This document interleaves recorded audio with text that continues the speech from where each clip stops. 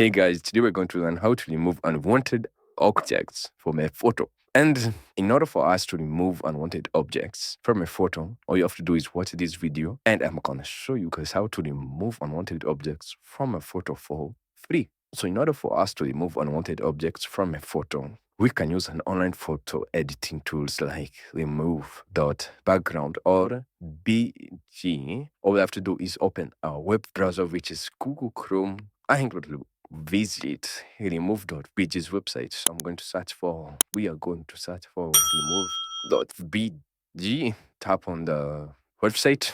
From here, we're going to tap on upload image. Tap on the image that we want it to be removed. I'm going to tap on this one. We're going to wait for the process. And then as you can see, our background has been removed. We can tap on the option to download it either on HD or download it in normal JPNG. And that's how we can actually remove unwanted objects from a photo on the Move BG. And that's how you can actually remove unwanted objects from a photo. Thank you guys for watching this video. Please like, share, and subscribe. And I'll see you guys on the next video.